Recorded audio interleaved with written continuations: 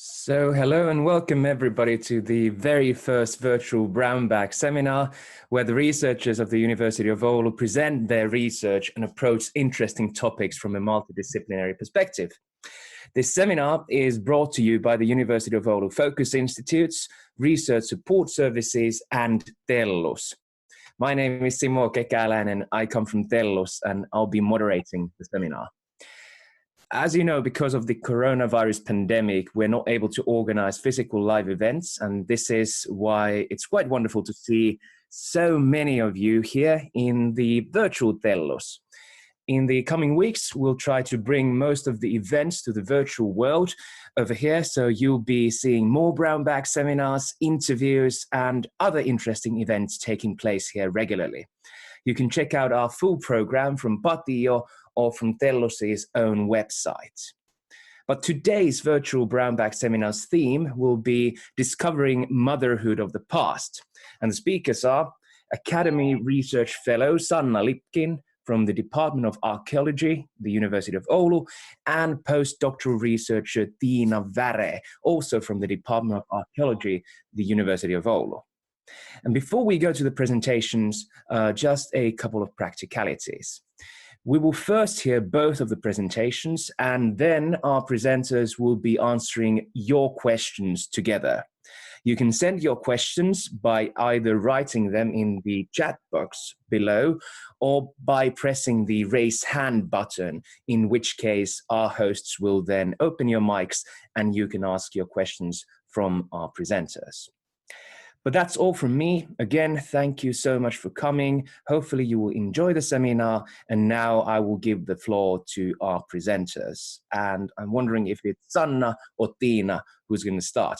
But welcome and thank you so much. We will today talk with Tiina about the first results of our Academy of Finland funded projects. There are altogether 3 different projects and they are listed in this slide. These projects study childhood between 15 and 1900s.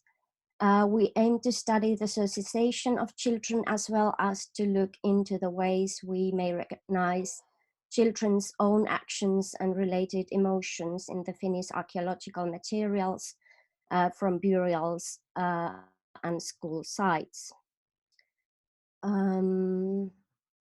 Anthropological analysis reveals the nutrition and health of the past children, and stable isotope analysis enable discussion of breastfeeding patterns. These provide starting point for considering past parenthood. Today we will concentrate with Tiina to the lives of the very young individuals, newborns and infants, how they were nursed, and what parents, especially mothers, thought of their babies and their untimely death. Nowadays, children seldom die, but if they do, it's devastating. In the past, attitudes towards child death were different because of high child mortality rates.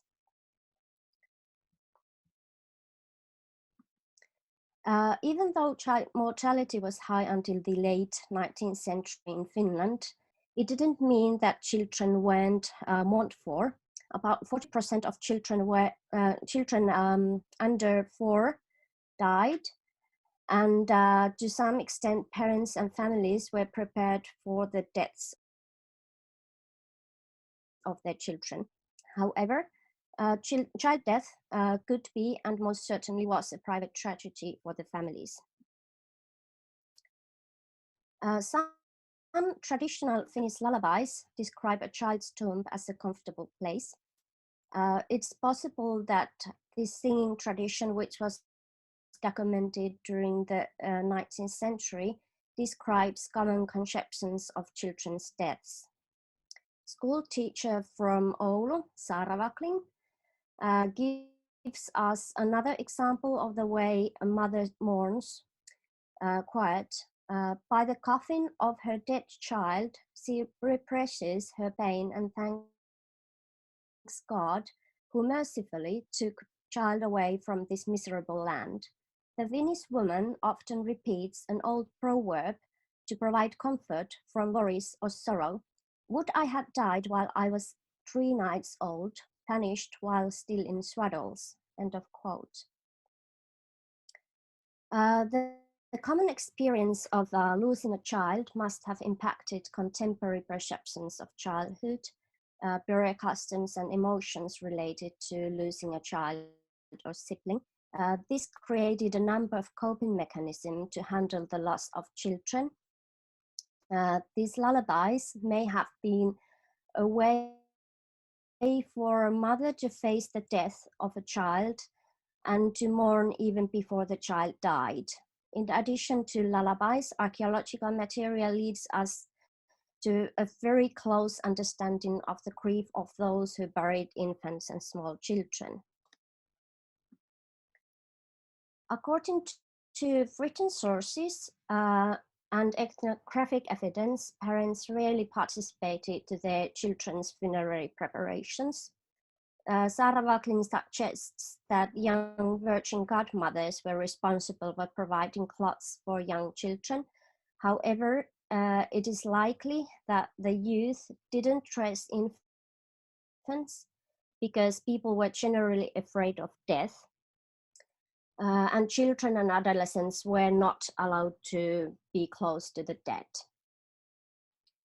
Neither part in dressing their dead children because it was believed that this action might prevent families from reuniting in heaven. The dresser, usually a female neighbor or friend, had experience for the task and was usually an older, robust woman. If the dresser was pregnant, her child might become sickly and morbid. Generally, the task fell to women who had passed menopause and were not afraid of death. Wakeling's memories, 100 memories from Ostrobothnia, introduced the symbolic importance of purity in connection with the burial arrangements of children. She writes that the small body was wrapped in fabric like a cloud in the sky, which is an expression of burial customs surrounding a belief in heaven. Even though the cloths were usually constructed on the deceased from reused fabrics, 19th century ethnographic evidence indicates that the fabrics likely were washed prior to burial. Washing was considered important because otherwise the deceased could not rest in peace. In every aspect, children's burials indicate dedication and apparent neatness. It is obvious that care was taken to ensure the children were dressed well and decorations were aesthetically beautiful. Another symbol of purity, according to Wakeling, is the fact that the individual responsible for providing clothing for a child burials a virgin godmother. These girls, who were confirmed by church when they were 13 to 15 years of age, were moving from the world of children to the world of adults. Because of high child mortality, many of the young girls participated on these occasions, either as guests or hosts. Most likely, they were the ones who produced flower threads for newborn or infant burials, cut, sewed, and ironed the fabrics, made the pillows, and most important, made the fabric choices for individual decorations, clothing, and interior furnishing. Preparing the funerary clothing, cutting fabrics and sewing them together may have been a therapeutic experience, and makers may have felt pleasure from doing and giving something self-made for the loved one. Wakeling says that the maiden godmother invited her friends to make the funerary decorations for infants, and this was one of the rare opportunities in which young gentlemen, brothers, and other relatives were allowed to participate without a chaperone. Work was conducted all night long, and the youth apparently didn't think too much about death. Lachlan hints that these unsupervised activities eventually led to weddings. These Catherines were not quiet, laughing, chatting, and rhyming, made funerary attire reparations a relaxed occasion, allowing the youth a positive way to channel, control, and deal with emotions of sorrow, uncertainty that child death brought to the community. The youth preparing funerary attire for infants and small children worked overnight and were probably tired when the work was finished. Even though burials are beautiful, textiles are neatly pleated and ironed, and every detail has been thoroughly thought out, hastiness is clearly visible in sewing. Stitches are long and give an appearance that the sewing was either completed in a hurry or the maker didn't concentrate on the task. It is easy to believe that sewing was done while chatting and singing with a larger group of youth, including members of the opposite sex. As child deaths were relatively common, it is not surprising that communities wanted to socialize their youth through funerary customs that allowed them to project and control their emotions and to become acquainted with their prospects as parents. These youth had recent memories from their own childhood and possibly had experienced death of their own siblings or other juvenile relatives. As children were commonly regarded as poor and innocent individuals, it was probably natural to give the task of funerary attire and coffin preparations to watching confirmed parents. The occasion was extraordinary, something different from everyday life that created a permanent memory for these youth, whether one of sorrow or of love.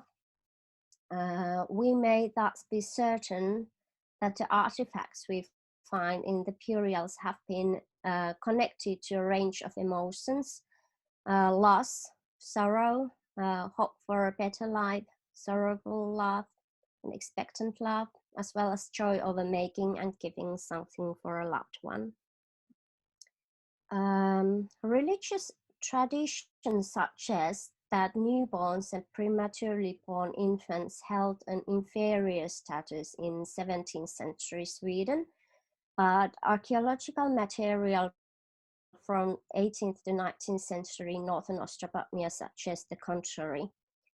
Research indicates that children, especially infants and the youngest children, received considerably more elaborate funerary accessories, including silk slippers, christening pelts, caps, and floral decorations than their older counterparts. The coffins and attire show signs of care and dedication. Additionally, under several Swedish and Finnish churches, small coffins or cases made from thin boards, similar to roof shingles for prematurely born infants, have been found. Their presence suggests that baptism was not a prerequisite to burial under the church floor. One of the smallest prematurely born mummified individuals is only 12 centimeters in size. Based on its extremely small size, this individual was a miscarriage.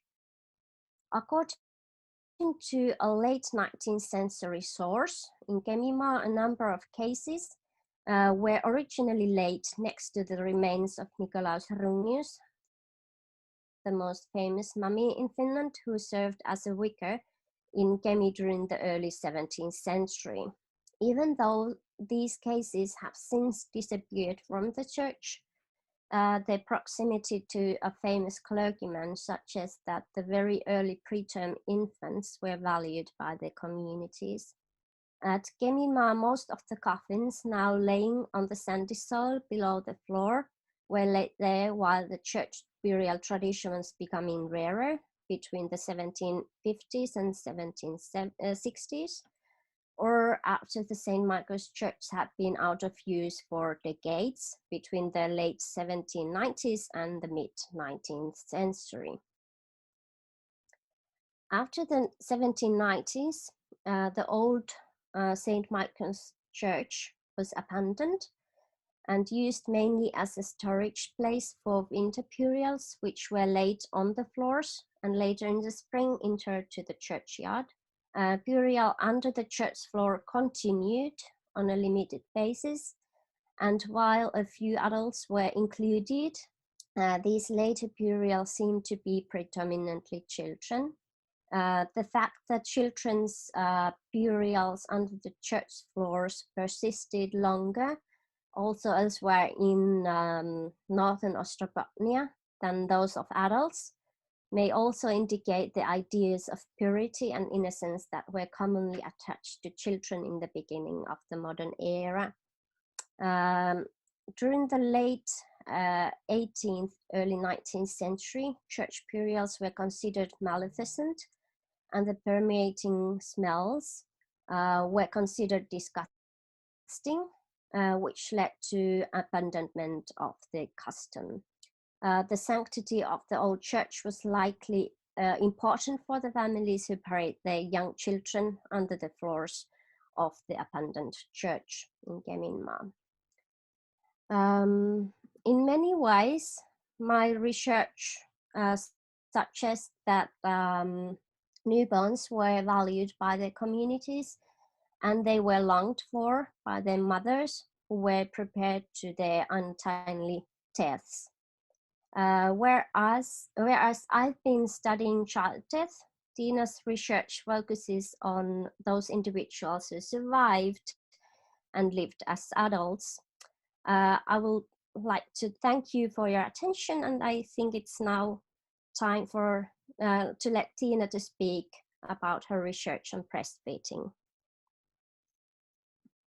Okay, hi from me as well, and welcome.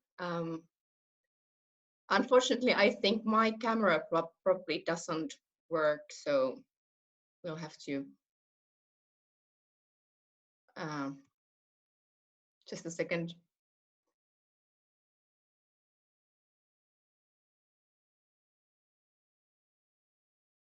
You'll have to just listen to me now.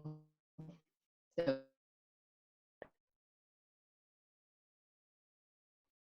okay. Now, so I've been, I just was funded by the Academy of Finland. I started this month, and my project will continue until 2023. And I've been actually doing the analysis already for a couple of months in Stockholm, but with the different funding. Okay.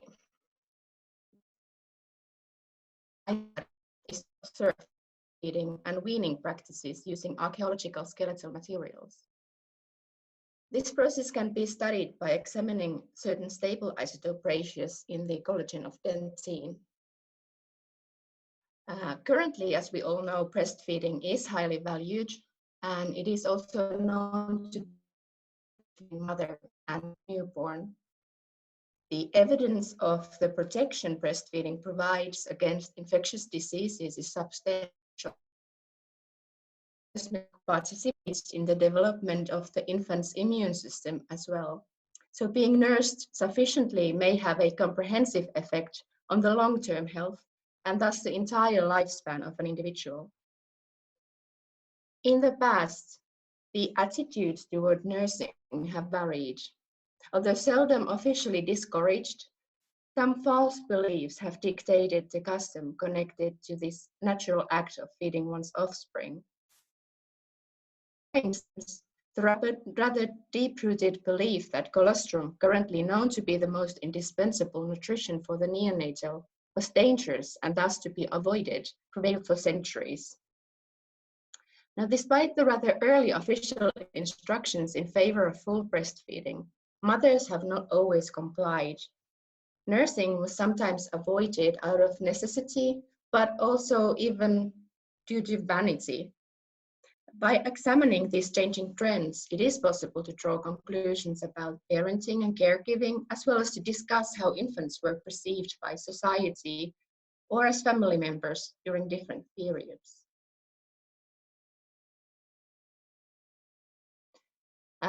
This study of mine concentrates on the early modern Swedish discussion concerning the importance of breastfeeding in terms of survival, with a special focus on the Finnish side in Ostrobothnia. In fact, however, the situation was not much different on the other side of the Bothnian Bay in Sweden. Well, anyway, the child mortality rates indeed remained extremely high in Finland until the end of the 19th century. And on average, as many as 40% of children died before the age of 4. And in certain regions, the situation was even much more severe than that. As early as in the 18th century, this was connected to the shortened periods of breastfeeding. The discussion then centered around the concerns raised by mothers allegedly refusing to care for their children even an initiative that can be seen there, the letter there, was into issue fines on mothers whose babies had died supposedly as a result of not being breastfed accordingly. This previous knowledge gathered from the archives is, however, produced by a rather distinguished group of individuals who had not much to do with infant feeding. Therefore, this study has to reveal whether these concerns mainly expressed by men of upper class and targeted at women of the lower classes were based on reality. Well, anyway, weaning very young children was popular, for example, among the purchase of Ostrobothnian towns. In the countryside, especially during summer, mothers were required as labor on the fields. Thus, the babies were often left alone with siblings, grandparents, or even just with a feeding horn to accompany them. The working days were long, and the formula, which instead of mother's milk was often that of cows, was likely to be spoiled during the day. Additionally, childbed mortality of women was very high at that time. The method that I selected to explain of balance is based on the enrichment of iron and to a certain extent also carbon stable isotope values within each tropic step. The breastfed infants are consuming their mother and hence above them in the food chain. Now, Fuller and Lipkin measured the delta N15 and delta C13, that is the nitrogen and carbon values, in the hair nail of mother-infant pairs during breastfeeding and weaning. According to their analysis, in exclusively breastfed infants, stable isotope values of both were enriched in comparison to the perinatal baseline values. During weaning, new foods are added to the infant's diet, which drops the carbon value near the baseline, while the cessation of breastfeeding altogether causes the same to happen to the nitrogen value. These same rules apply to the analysis of collagen of dentin collected from archaeological human remains. Now, as dentin changes very little after its formation during the dental development in childhood, this means that the stable isotope composition of this tissue has permanently stored data concerning the childhood diet, and as such, adult dentition can be used to trace childhood dietary patterns. As teeth develop according to an established, predictable pattern throughout childhood, by comparing the stable isotope signals of different teeth, Any possible age-related changes in the subject diet can be revealed.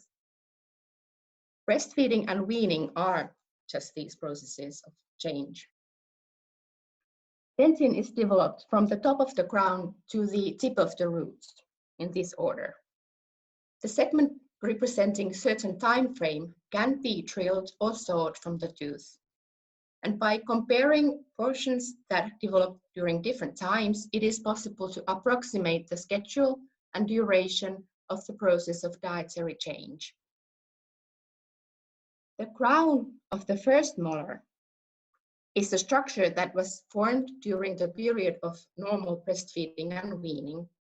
It is thus analyzed in sequences to enable more detailed scrutiny over these processes. And similar analyses have been conducted on bone collagen of each study subject to draw further conclusions about their diets in adulthood.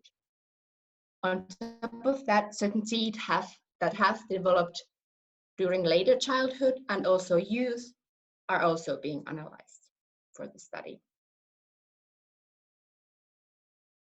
Now, the skeletal materials that I used in the study represent the 15th to 17th century population of Iinhamina, the 17th to 18th century population of Oulu, and the largely 19th century population of Rauma. These populations were selected for the study as on basis of prior historical data, they differ from each other in terms of breastfeeding practices. According to my main hypothesis, the staple isotope signals in dentin collagen in the late medieval Iinhamina population as well as the later Rauma population would indicate values typical to exclusive breastfeeding more often than those in the 18th century Oulu population. There are other sort of smaller questions as well, like if the sexes differ from each other in terms of implementation of breastfeeding and weaning, or if nutrition consumption differs between age groups, it is reasonable to consider the lack of equality based on sex or age in these populations. Also, conclusions concerning the fertility and birth rate in different populations can, to a certain extent, be drawn by the average duration and prevalence of breastfeeding. And this is due to the cessation of menstruating during exclusive breastfeeding.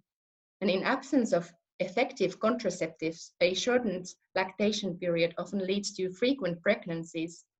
And in societies, in addition to abstinence, regulating the period of breastfeeding has traditionally been the most efficient way to regulate the birth rate also. Now, while small children often died and a high birth rate was also required to ensure that some would reach adulthood and then reproduce. And this introduces another question of whether locally quality or quantity was perceived as a safer option in bringing up children. And here the church records that we have plenty can probably help us a little. Now, before I end my intro, I'd like to remind that the beneficial qualities of mother's milk were also acknowledged, as you can see here. It was not only recommended as nutrition for infants, but also to be used for medicinal purposes to cure older children and adults as well. So that's what I had to say about this. And thank you for listening. Thank you, Tiina and Sanna, for this fascinating journey to history. So, dear listeners, now if you have any questions, you can either send them via the chat box window below, so you can write down your questions on the chat, or if you want to ask the question yourself, just use the raise hand button, which is above the chat window, and we will then unmute your microphone and you can ask the question. But maybe for Tiina and Sanna, while the questions are coming in, I could start out with some sort of a warm-up question and ask, you were talking about how the families were mourning the loss of their children, but was there a difference between families who only had one child and families who had multiple children? Did they mourn the loss of their children differently, in a different way? Well, it's a difficult question, difficult to answer. Well, of course, families thought about the death of their children differently. And there's also some indication that not all families necessarily lost their children, but these patterns were going with families. Some families lost most of their children, and some families didn't lose a child at all. But I don't know. I can't answer your question. It's quite difficult. Definitely. How about, was there a difference between mourning the loss of a boy child or a daughter? This is something that is very different in different societies all around the world, but have you found any evidence between the gender of the child? No. At least the funerary, archaeological funerary material indicates that both girls and boys were mourned similarly, and there neither the historical sources indicate anything, any difference between the two genders. It will be interesting to see if they were breastfed in a similar manner. I can study that because I know the sexes of the individuals that I have been analyzing. So, but so far I don't have any answers to that. Okay, and it must be really difficult if you're looking back at history, which dates back more than 400 years ago. So that's definitely difficult. Have we any questions? Yes, we have one question from the chat box. Marianne Kinnola is asking, what is the time for weaning? So far, I don't really know that. In historical records, there are different data concerning that, and sometimes the mothers were playing for weaning, like children who were a couple of months old, but recommended time was at 2 years old. But a lot of archives and a lot of mentions that can be found in archives say that mothers generally would stop breastfeeding altogether when the child was a year old. And there are also quite considerable data concerning giving very young children foods that are not so suitable to children. And especially as the colostrum was avoided, there were sugar water could have been given to a very small child instead of colostrum, ternimaito. And so I'm not sure, but I think it's once I get to analyze data that we'll know better what is the reality of weaning and stopping the breastfeeding for which age that would be.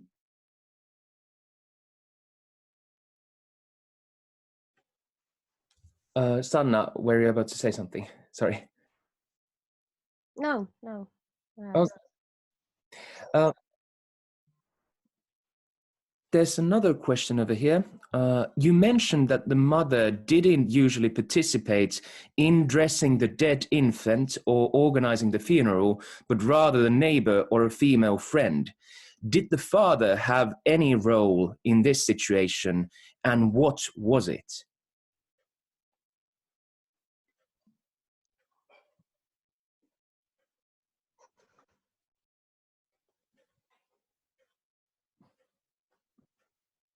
Did my question come true? I think Sanna. Is Sanna on the line, or? I don't. It looks like she's frozen. Looks like she's frozen, but. I didn't hear anything. Okay, yeah. I can ask the question again, but you're on the line right now. Yes. Yeah. Okay, so we had a question from the chat. So you mentioned that the mother didn't usually participate in dressing the dead infant or organizing the funeral, but rather the neighbor or a female friend. Did the father have any role in this situation, And if yes, what was it? There are some sources saying that fathers made the coffin for the child, but as I said, it wasn't advised to do so. But actually, that they got parents, male godparents who made the coffin for their godparents and for their godchildren.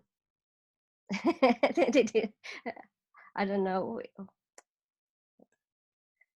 Did I say anything? You did. Yes, you did. And if we have another question. There were lots of godparents. So male godparents made the coffins for children. Yeah. Okay, and if we have a other question there, then we can continue the topic, but more questions are pouring in. And the next question would be, the child mortality was earlier very high compared to today's situation. Have you found any differences in the community reactions and approach to sorrow and way of coping versus how we do it today? You mentioned lullabies, for example, but have you found any other practices, other practicalities, funeral, etc.?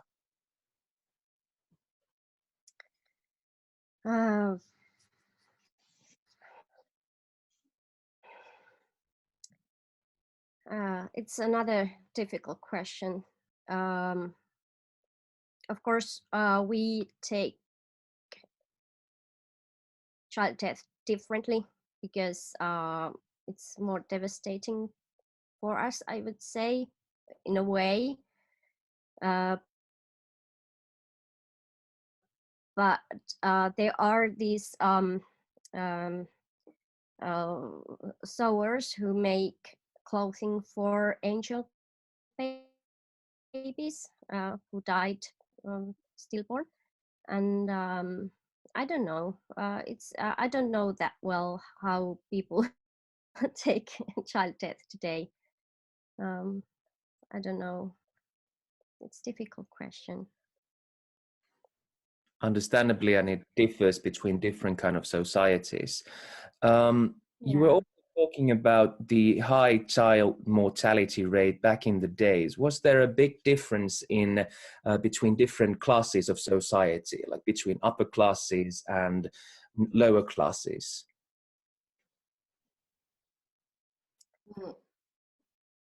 Sanna, do you want to say something? Tiina might say. Well, in respect to breastfeeding, it was probably avoided in both classes, and many times the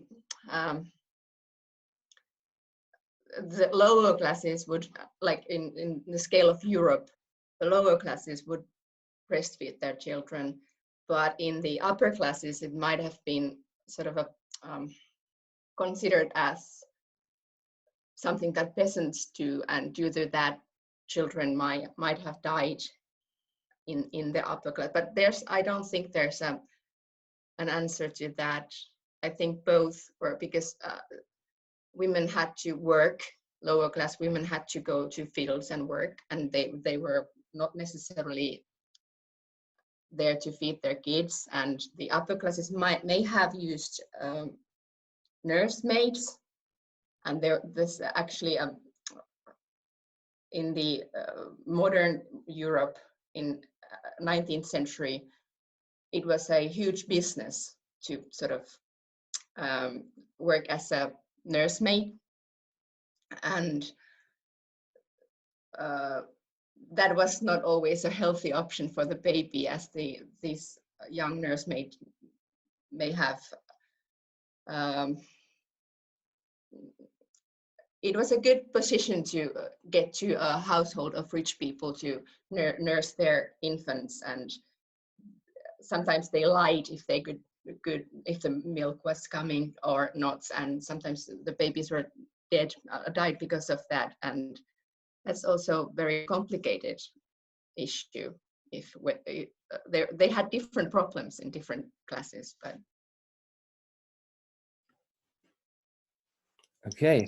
The questions still keep coming on from the chat. So again, I just like to say that if you have a question, you can write it down on the chat box or use the raise hand button, and you can then ask the question when we open your mic. But one other question about breastfeeding. We're talking about the differences between different classes of society, but did different times, let's say great famines or other big catastrophes or big changes in the society, affect the time and how people breastfed their children? I haven't looked into that yet, but it's certainly a very good idea. Thank you for that. I'm not sure if I can pinpoint using archaeological methods, if I can sort of find these individuals using the methods that I use, but certainly there might be some data in historical records. Although the topic is sort of, you didn't talk about these things. These are sort of mundane, everyday things that usually are discarded in the writing of history. History is about wars and mighty things that happens, and it's usually written by men as well. So this is sort of, we try to look into the history of the silent, those people who didn't make the history, like the past of the silent in history. So okay, there might not be information about that concerning the famines or difficult periods. So that's a great question for future purposes, of course, then. Another question from Marian to Manian. Are there any cases known of not breastfeeding a child to let them die? I haven't come across to, like, I know that there some of them were not taken care of, or it's said that they weren't taken care of properly so that they would die. And of course the worldview was very different then. It was, the religion was, it's not like it is today. They didn't have science. Normal people didn't have science that we do. The knowledge was different. It came from the church, and it was sort of not voluntary, if you know what I mean. It was very prevalent. So even if a child died, it was probably not seen the same way. They probably had the belief that the child would go to a better place if an awful incident of death would happen. So it is very difficult to compare to today, how we perceive the death of a child, as especially if we are not very if we haven't found our spirituality, let's say so. Very interesting topic. And Kaisa Vehkalahti asks, have you found traces of some differences between Finland and other Nordic or European countries in relation to breastfeeding or burial and mourning practices in the 18th and 19th centuries? Do you want to start? Yeah, I can start. Compared to Nordic practices, especially to the Swedish practices, I would say that funerary practices are pretty much the same. And compared to other European countries, of course, there are different kinds of ways to model, for instance, the funerary attire. But I would say it's pretty much similar. Yeah, there's of course there's variation, but I would say there's a European trend in funerary practices. About breastfeeding, it's not so much. I'm not sure about the other Nordic countries, but let's say inside Sweden, which of course Finland was a part of at that time, especially not, well, of course not during the 19th century, but anyway, there are different areas that sort of are thought to have different breastfeeding and infant feeding practices that they the customs were different in different parts of Sweden and Finland. And you could then say that we are actually more similar than we think, but these little differences, of course, can be shown, of course. Yeah, probably, yeah. I think we could still continue the discussion for as long as we could, because it's a very fascinating topic, but unfortunately we'll be running out of time. So at this point, I would just like to thank both Sanna and Tiina. Thank you so much for your presentations and this really interesting discussion. And before the viewers will be leaving, I would just like to advertise that the next brown bag seminar, where the topic is how chemicalization of environment affects our health, will be taking place in about 2 weeks on April 22nd.